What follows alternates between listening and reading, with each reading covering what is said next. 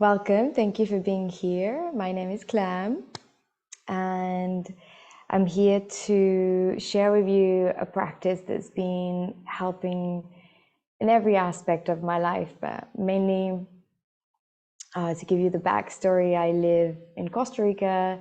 I live in a conscious community, and for us to work together and live together, we have to learn how to communicate. And so there's this beautiful tool and teaching of authentic relating. Something to think about if you want to share on the comments. What do you think are the struggles that you have or you come across within like communicating with others and relating with others? Something that's really good to do before I state with you all the principles that really help is like getting into the body.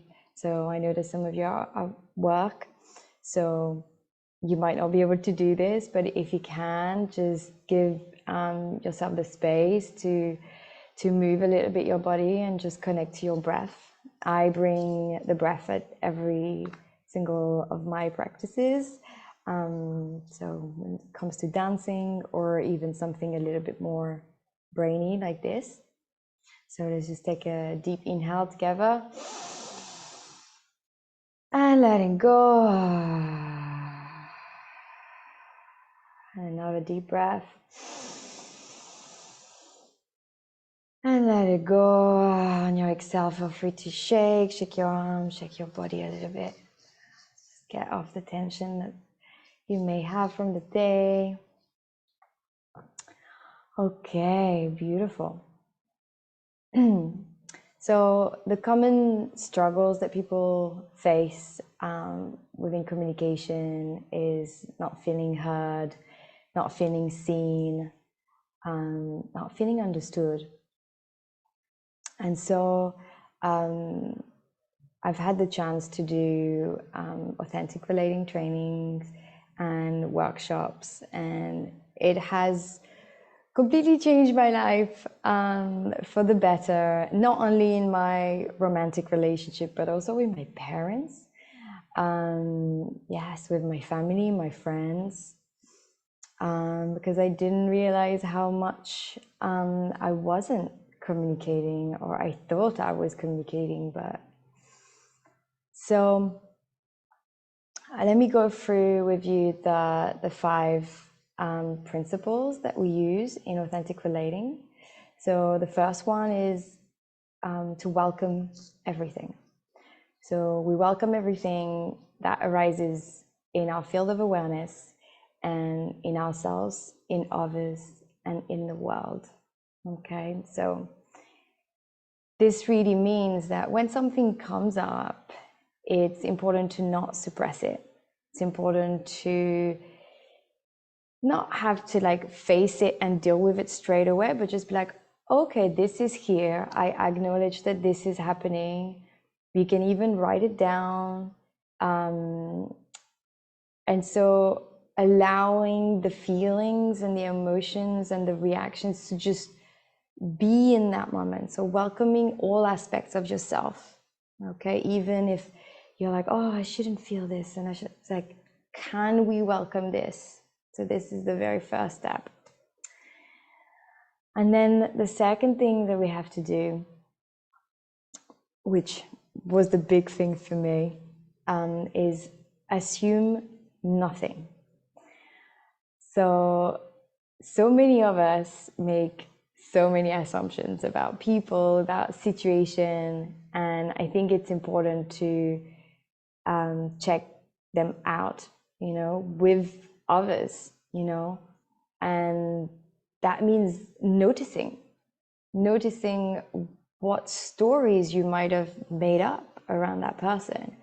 And for me personally, those stories sometimes feel like they're so real that I don't question them to be stories. I believe this is the reality. I believe that person's done it for this reason, or thinking this or feeling that. And it took me a long time to figure out, okay, no, it's possible that that's not happening in their world. Therefore, I've totally assumed that. And that's been a very big thing, that when someone says something to me, instead of like keeping it in, I will just say, hey, when you say that, I'm assuming you mean this. So like clarification. Or when you do this, I'm assuming you feel this way, or I'm assuming this or that. There is this ultimate motive or whatever. So kind of sharing vulnerably the stories that are in my mind. And we are great storytellers. So this one was a very big one for me. Number 3 is reveal your experience. So exactly what I've kind of explained just before is like when you can express to others what you assume, but also not only the stories, but also what the first principle as well of welcoming everything. So this person has told you this or has done this, and it's created a feeling, an emotion. It's created something inside you, a situation that you found like sad or disappointing or anything like this. How can you move forward with this other than welcoming it is also expressing it to others. So saying, okay, this is me right now. This is what I am going through right now. Okay. So something that it says that let others see you, get to know you, for you to be heard, and yeah, invite others into your world, because we all have our own mind and no one knows exactly what's going on. So again, like not assuming that others know how you feel, let them in. So yeah, already those 3 principles for me are like pure gold, because they change so many conflicts actually, and so many moments of disappointment of how could you not feel me? Well, they don't know how you feel. And so the next thing is owning your experience. So when you reveal your experience, something that's key is saying, okay, I'm experiencing this right now, rather than you are doing this to me.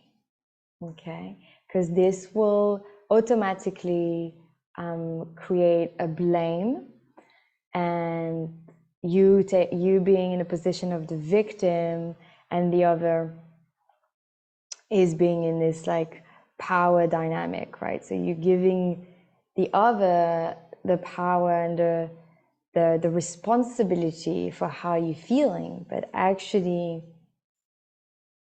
this action or these words would have been said or done to someone else, and they wouldn't have created the same experience.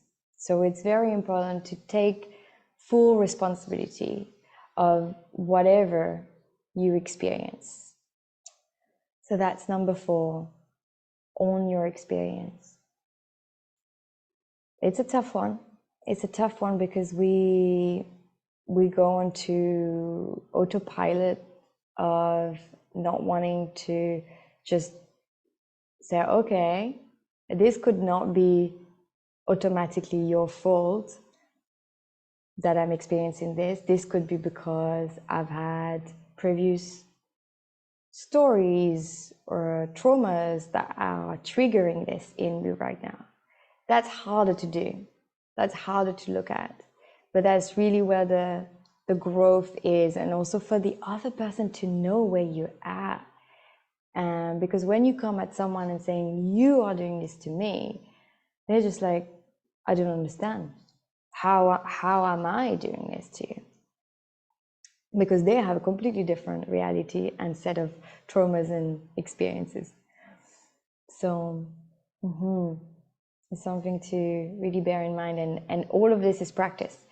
this, when I started learning this, it didn't come quickly. And even, you know, yesterday I had a little like heated conversation with our partner, and we had to like call ourselves out of, you know, me making assumptions and like not owning experience. So, you know, because we're both in this, we could call ourselves out. But what I'm saying is like all those things are heightened. Like you need awareness, and you might not always get it right straight away.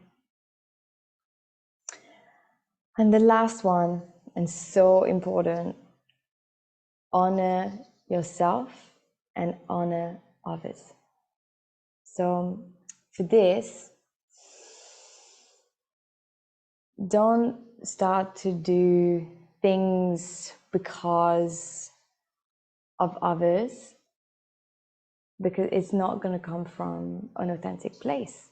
If you express your needs, so for example, you're meeting friends and you felt like you had to because it's someone's birthday, but you really don't want to be there because you're exhausted from your work.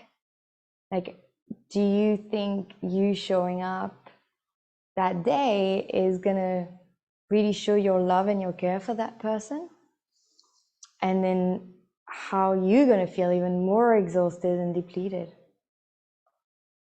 So this is the thing, like honor your needs whilst obviously honoring the other's needs. So this is very fine balance of hearing, okay, I need this, and then come to some kind of compromise and hear what's possible.